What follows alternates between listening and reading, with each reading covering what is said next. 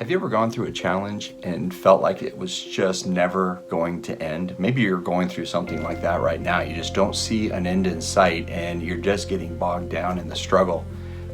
Some of you know that before I moved up to Alaska just over 5 years ago, I was roofing. I owned a roofing company that I started out of necessity. I was working in a church as a youth pastor, and I left that church and needed to support my family. And so I started a specialty roofing company, and I spent a year and a half roofing in the heat of Tucson, Arizona. And I don't recommend it at all to anyone. And it was a challenging time for me. And especially the start, in my mind, I kept praying that God would move me to something different, anything but roofing.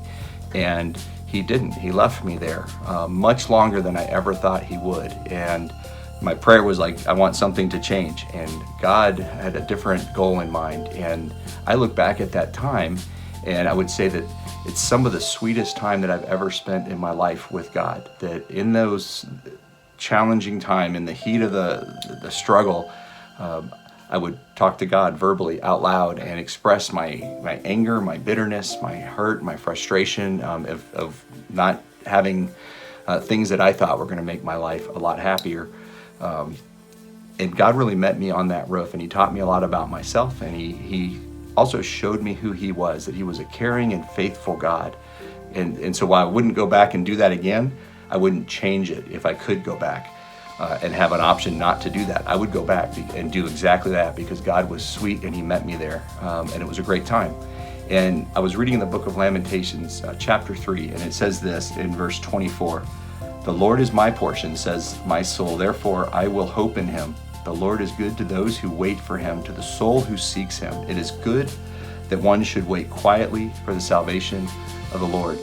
And there's something about us in the struggle and waiting for God to change our circumstances or to reveal something new in our lives that is good for us. And I can tell you firsthand that time on the roof for me was that exactly, that I was wishing it was out, over with and done. And God was keeping me there in that struggle to teach me things, to be good to me. And He was good in that. And I love that right before these verses we just read in Lamentations 3, it says this: the steadfast love of the Lord never ceases. His mercies never come to an end. They are new every morning.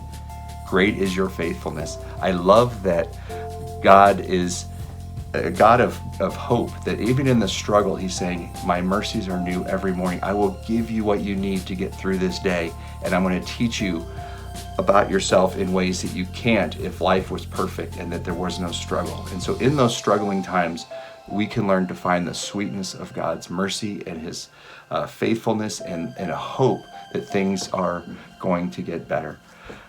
Have a great day.